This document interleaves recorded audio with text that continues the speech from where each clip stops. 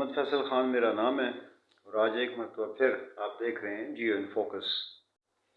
آج کا جو ہمارا موضوع ہے وہ بھی ابھی عمران خان کی ایک تقریر ہے، لیکن اس پہ آنے سے پہلے میں دو گزارشات آپ سے کرنا چاہوں گا۔ نمبر 1 یہ کہ جس نے یہ ویڈیو دیکھ کے آگے شیئر نہیں کرنی ہے تو شروع میں میری گزارش سن لیں، ان کو یہ ویڈیو دیکھنے کی بالکل چندہ ضرورت نہیں ہے، آپ برائے مہربانی اس کو مت دیکھیں۔ جس نے آگے شیئر کرنی ہے یا خود اس کنٹریبیوشن میں کوئی حصہ ڈالنا ہے اس کو یہ ویڈیو دیکھنی چاہیے، باقیوں کو نہیں دیکھنی چاہیے۔ نمبر 2 یہ کہ کہیں ایسا نہ ہو کہ لوگ یہ کہیں جی کہ میں پی ٹی آئی کے لیے کام کروں، یا کچھ ایسی چیزیں ہیں جو میں سمجھتا ہوں کہ یہ شخص بہت اچھی کر رہا ہے، لیکن پھر میں آپ کو بتا دوں کہ ہمیں نواز شریف کو اقامے کی بنیاد پہ ڈسکوالیفائی نہیں کرنا چاہیے تھا۔ یہ بہت بڑا ظلم کیا گیا۔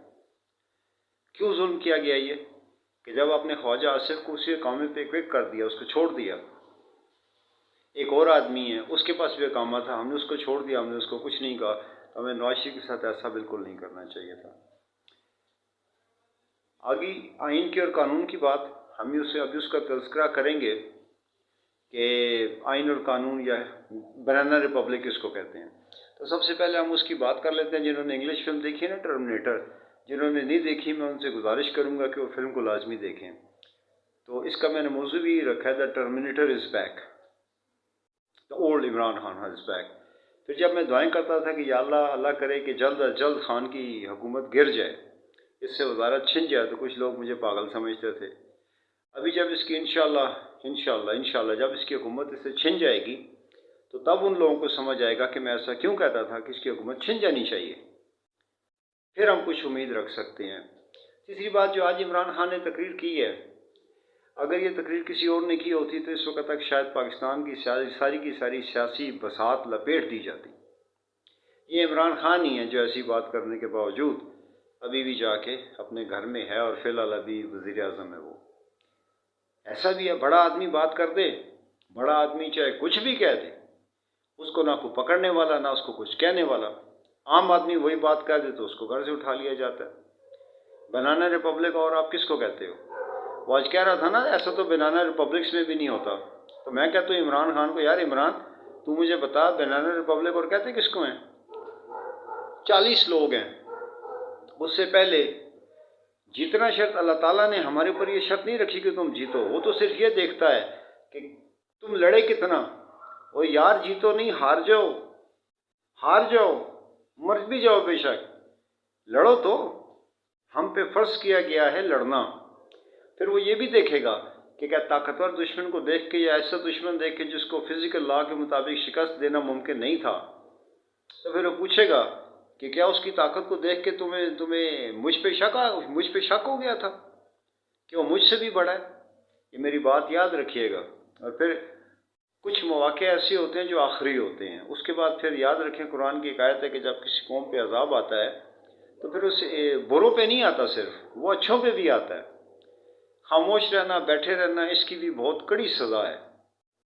40 لوگ ہیں پاکستان میں، آپ گن کے دیکھ لیں، 35 یا 40 لوگ ہوں گے پچھلے 30 سال سے۔ کبھی وہ یہاں بیٹھ جاتے ہیں، کبھی وہ وہاں بیٹھ جاتے ہیں، کبھی وہ وہاں بیٹھ جاتے ہیں، صرف یہ 40 لوگ ہیں بس، ان کے پر ہمارا پورا سسٹم چلتا ہے۔ پھر جب اس نے ہارس ٹریڈنگ کی بات کی، جب اس نے بات کی، کتنی کھلے عام سب کچھ ہو رہا ہے، کتنا کھلے عام سب کچھ ہو رہا ہے۔ ضمیر جاگ جاتے ہیں، خرابی پیدا ہو جاتی ہے۔ میں کئی دفعہ اس بات کا ذکر کر چکا ہوں۔ آپ کا ضمیر جاگا، آپ آؤ، آپ پریس کانفرنس کرو، آپ بولا میرا ضمیر جاگ گیا، یہ ملکی مفاد کے خلاف یہ بندہ جا رہا ہے، ملک کے حق میں اچھا نہیں ہے، لہذا میں اس کو چھوڑ کے استعفیٰ دے رہا ہوں۔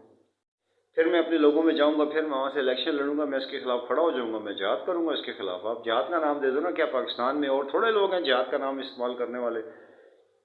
ایک اگر آپ اس میں بھی شامل ہو جاؤ گے تو کون سی قیامت آ جائے گی؟ پھر مزے کی بات یہ ہے کہ نیچے سے لے کے اوپر تک ہر شخص جس کا کام ہے ان چیزوں کو روکنا، وہ یہ کہتا ہے جی کہ کرائم کو کمٹ ہونے دیں۔ کرائم کمٹ کرنا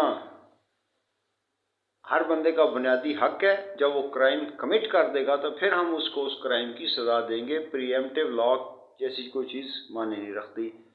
اور بات رہے گی اخلاقیات کی، اور یہ لوٹے آپ کرتے ہو نا، فلاں سیاسی جماعت میں، سیاسی جماعتوں میں لوٹے ہیں، قومی اسمبلی میں، یہ یوں کر کے لوٹے سارے غائب ہو جائیں گے، آپ اصل لوٹوں کو جانتے ہی نہیں ہو۔ یہ جتنے بڑے بڑے ادارے ہیں نا جن کی بات چلتی ہے، جن کے منہ سے نکلا ہوا لفظ قانون بن جاتا ہے، اصل لوٹے وہاں بیٹھے ہوئے ہیں۔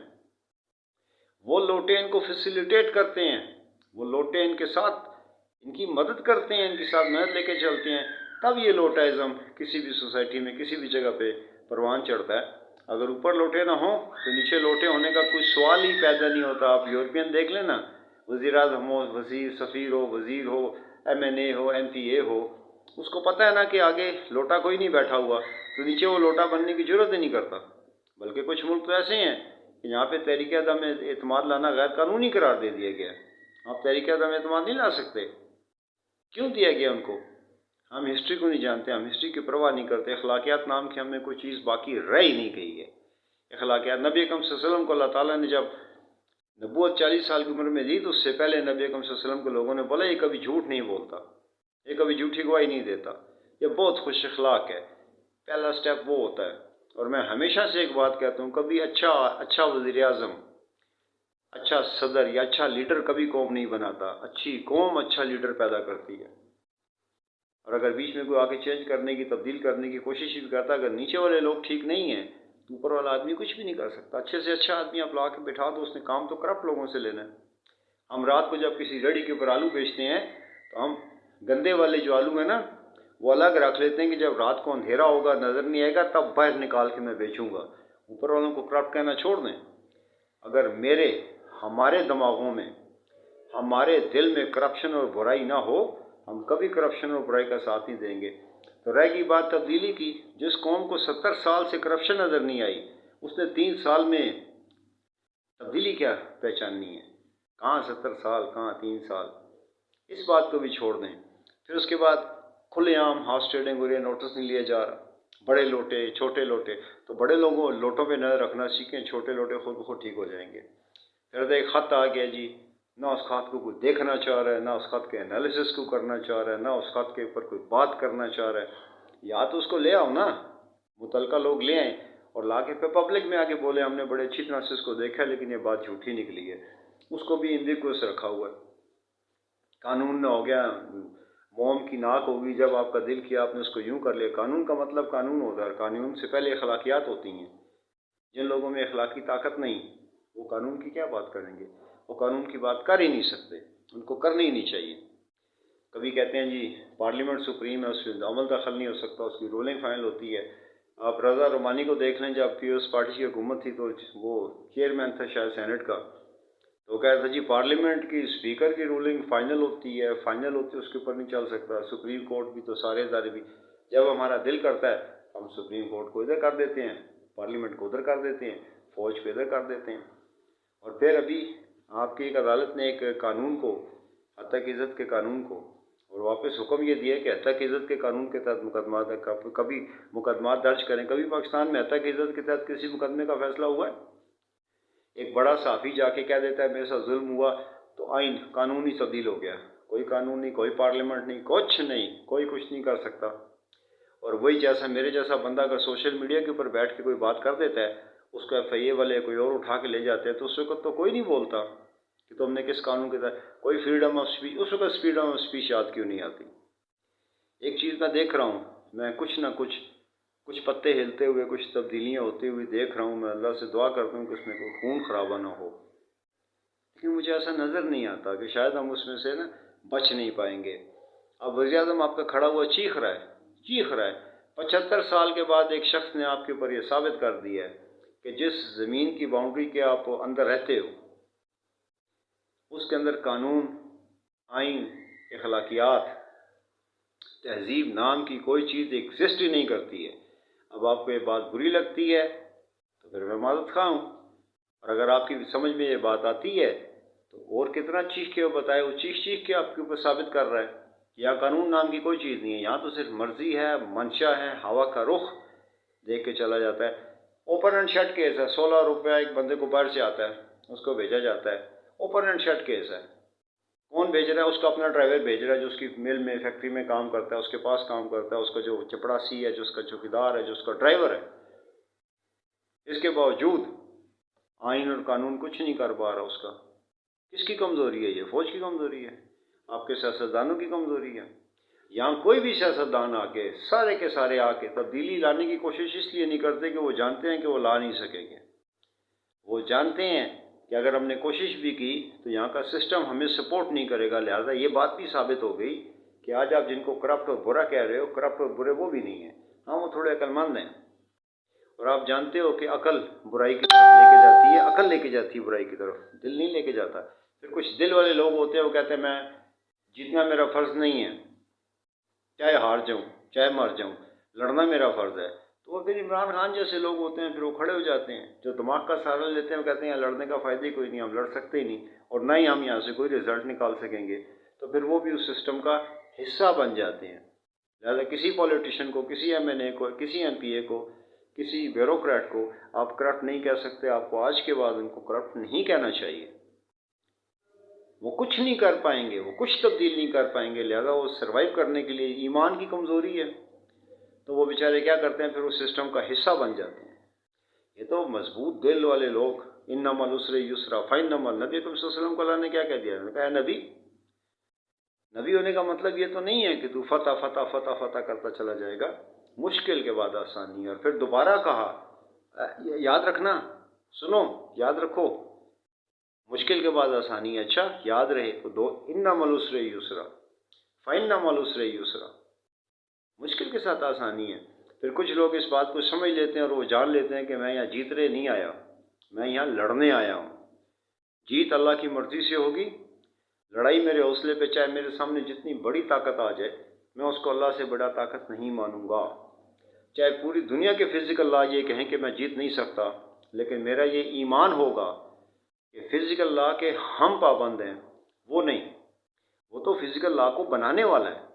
वो जब चाहे, जहाँ चाहे, जिस फिज़िकल लॉ को चाहे वो एक सेकंड में मुअत्तल करके रख देगा। इसको ईमान कहते हैं। ये मुफ्ती तो मौलाना तो मौलवी सारे के सारे खड़े हो जाते हैं ईमान। ये ईमान सीधी सी बात है, जो भी मैंने डिफ़ाइन किया, ईमान सिर्फ ये है। आप किन मौलवियों की बात कर, मौलाना की बात करते हो? नहीं तेरा नशेमन कसरे सुनताली के गुंबद पर, तू शाही है बसेरा कर पहाड़ों की चट्टानों पर, इनको आप कहते हो? आईने पाकिस्तान में कौन सी बात इस्लामी है, इस्लामी जमहूरियत पाकिस्तान वाली है? कौन से मौलवी ने, कौन से एमएनए मौलवी ने, कौन से एमपीए मुफ्ती ने आज तक इसके खिलाफ कोई बात की हो या बात उठाई हो? आज के बाद कोई हिम्मत भी नहीं करेगा। तो जिस तरीके से आज मैं बैठा हुआ बोल रूँ, शायद आज के बाद मैं भी ये हिम्मत ना करूँ। ये भी मैं आपको बता दूँ।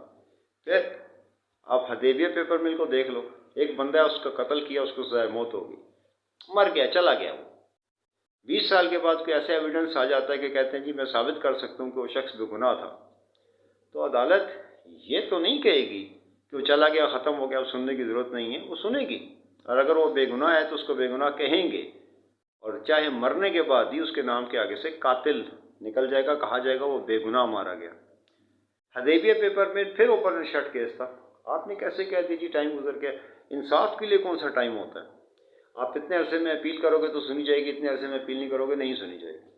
आप अगर मुजरिम हो, मुजरिम जुर्म करके अगर आप भाग जाते हो, जब तक आप पकड़े नहीं जाओगे, जब तक आप आओगे नहीं, आपके खिलाफ केस नहीं चलाया जाएगा। चाहे 20-25 साल गुजर जाएं, अगले भाग जाते हैं और फिर इंतज़ार करते हैं वक्त का, सही वक्त का। सही वक्त पे आके वो टेक्निकल जस्टिस, मैंने आज तक कहीं दुनिया में नहीं सुना टेक्निकल जस्टिस भी कोई होता है। टेक्निकल जस्टिस की बुनियाद पे वो दंदनाते फिरते हैं। 80% लोग शायद हमारे पाकिस्तान में जेलों में वो लोग हैं जो बेगुनाह हैं। आज तक उनको तो कभी इलाज की सहूलत नहीं दी गई, आज तक कभी उनकी ज़मानत की बात नहीं की गई, आज तक कभी उनके खिलाफ तो कोई नहीं बोला। उनके खिलाफ तो किसी की वो आईनी रग नहीं फड़कती, बम बम बम बम फड़कना शुरू हो जाए कि मेरी जैसे कुछ लोगों की शरीयत की रग फड़कती है ना, इस तरह आइन की रग आज तक मैंने किस मौजू पे कभी किसी बंदे की फड़कती हुई नहीं देखी। फिर मुझे एक बात समझ नहीं आती, मैं रोज़ाना देखता हूँ 22 साल के, 24 साल के, 26 साल के, 28 साल के बच्चे, इंतहाई खूबसूरत जवान सरहदों पे दहशत गर्दों के खिलाफ शहीद हो जाते हैं, मारे जाते हैं। उनके ताबूत होते हैं, उनकी बीवियाँ, उनके बच्चे, उनकी माएँ, उनकी बहनें उनको बड़े हसरत की नज़र से देख रही होती हैं। मुझे एजेंसीज की ये बात समझ नहीं आती, शायद मुझे कोई समझा सकता भी नहीं है ये बात, क्योंकि जो बात मुझे अंदर से पता है, जो मैं बयान नहीं कर रहा, आप मुझे क्या समझाओगे? आप पाकिस्तान की सरहदों की हिफाजत इसलिए करते हो, अपनी जानें देते हो, ताकि इन सरहदों के अंदर चोर उचक्के गुंडे बदमाश महफूज रहें और बड़े आराम से بڑے آرام سے چوری چکاری غنڈہ گردی دہشت گردی کر سکیں؟ کیا آپ اس لیے کرتے ہو؟ کیا آپ کو ساری دنیا کا پتہ ہے کہ کون پاکستان کے خلاف کیا کر رہا ہے، اور آپ یہ نہیں جانتے کہ پاکستان کے اندر کوئی کیا کر رہا ہے؟ بائک کی حفاظت کے ساتھ کیا کچھ لوگوں کی یہ فرض نہیں ہے کہ اندر کی بھی حفاظت کریں؟ سرحدیں محفوظ کیا چوروں کے لیے کی جاتی ہیں کہ اندر دندناتے پھریں؟ کیا باہر کی سرحدوں کو ناقابل تسخیر اس لیے بنایا جاتا ہے کہ نوسر باز اٹھائی گیرے دو دو ٹکے کے بدماش جن کا جب دل کرے جس کے خلاف دل کرے بولیں وہ آزادی سے دندناتے ہوئے پھریں؟ کیا باہر کی سرحدوں کی حفاظت اس لیے کی جاتی ہے؟ مجھے سمجھ نہیں آتی۔ 75 سال ہماری عمر ہو گئی ہے، کسی بھی ملک کی 75 سال کی عمر کسی بھی چیز کو دیکھنے کے لیے، اچھائی اور برائی میں تمیز کرنے کے لیے کیا کافی نہیں ہونی چاہیے؟ کیا کافی نہیں؟ کیا آپ نے نہیں دیکھا دنیا کی پسماندہ ترین قوم آج سے وہ بھی 30-40 سال پہلے ویتنام، 17 سال انہوں نے امریکہ کی کیا درگت بنائی اور وہاں سے بھگایا؟ کیا آپ کیوبا کو نہیں دیکھتے کہ پچھلے 70 سال سے امریکہ کے پڑوس میں رہ کے کیسے سروائیو کر رہا ہے؟ کیا آپ کو شمالی کوریا یاد نہیں کہ شمالی کوریا کیسے دھندراتا ہوا کھڑا ہوا ہے، کوئی اس کا کچھ نہیں کر سکا؟ کیا آپ نے ریسنٹلی افغانستان میں نہیں دیکھا کہ ننگے پاؤں میں جوتا نہیں ہے اور کندھے پہ دشمن سے چھینے ہوئے ہتھیار تھے، اور کیسے فاتحانہ تو وہ کہتے اذا جاء نصر من اللہ فتح، اور جب اللہ کی نصرت آ پہنچے، جب تم دیکھو کہ لوگ فوج در فوج داخل ہو رہے ہیں تمہارے دین میں، تو پھر اللہ کی تعریف کرنا، استغفار کرنا اللہ سے۔ اذا جاء نصر من اللہ فتح، کیا وہ اس قرآن کی وہ صورت جیتے جاگتے آپ کو نظر نہیں آئی کہ ننگے پاؤں دشمن سے چھیتے ہوئے دنیا کے جدید دنیا ہتھیار کندھے پہ رکھ کے کتنے فاتحانہ وہ 20 سال کے بعد کابل میں گھس رہے ہیں؟ کیا آپ کو شمالی کوریا نظر نہیں آتا؟ کیا آپ کو کیوبا نظر نہیں آتا؟ کیا آپ کو ایران نظر نہیں آتا؟ اور بھی بے حساب مثالیں موجود ہیں۔ آپ کو صرف وہ نظر آتے ہیں beggars can not be choosers, ایک ہم تو بھائی فقیر قوم ہے، ہم چوز کر نہیں سکتے۔ آپ کو صرف یہ نظر آتا ہے کہ امریکہ کی تو وینٹیلیٹر ہے ہمارے لیے، ہم تو اس کے خلاف جا ہی نہیں سکتے۔ آپ کو شکست گزرا، شکست خوردہ، کافرانہ زہر، مردہ ضمیر، مردہ دل، 70 سال کے ایسے بابے جو اپنے کفر کی، اپنی تباہی کی، اپنی غلاظت کی انتہا پہ پہنچے ہوئے ہیں، اور ابھی تک اسی غلاظت میں اٹکے ہوئے ہیں۔ آپ کو صرف وہ نظر آتے ہیں، آپ کو اللہ تعالیٰ کی آیتیں، اللہ تعالیٰ کے دکھائی ہوئی نشانیاں جو آپ نے اپنی آنکھوں سے دیکھی ہیں، کیا آپ کو نظر نہیں آتی کہ آپ ایک شکست خوردہ دماغ لے کر گھوم رہے ہو؟ کیا آئین قانون کہاں ہیں؟ کہاں ہیں؟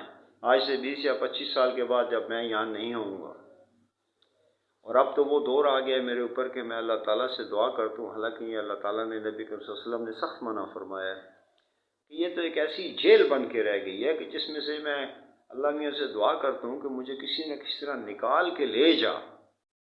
کہاں ہے آپ کا قانون؟ کہاں ہے آپ کا آئین؟ کہاں ہیں وہ لوگ جو بہت دعوے کرتے پھرتے کہ ہم یوں بھی ہیں تو ہم یوں بھی ہیں؟ یہ بے بسی یاد رکھیے گا۔ پھر کچھ لوگ اگر اذا جاء نصر من اللہ و فتح، اگر کچھ لوگوں نے یہ سوچ لیا تو پھر ہمیں لینے کے دینے بھی پڑ سکتے ہیں، ہمیں لینے کے دینے بھی پڑ سکتے ہیں۔ ہمارے پاس ابھی بھی وقت ہے، ہم اٹھ بھی سکتے ہیں، ہم جاگ بھی سکتے ہیں۔ اللہ خیر خیریت سے اگلے بھی دن ہمارے گزارے، ہمارے بچوں کے مستقبل محفوظ فرمائے۔ اپنے آگے پیچھے کے جتنے لوگ ہوتے ہیں ان کا خیال رکھا کریں، خیال کیا کریں، تاکہ اللہ تعالیٰ آپ کو بھی آسانیاں نصیب فرمائے۔ Until we meet again, اللہ حافظ۔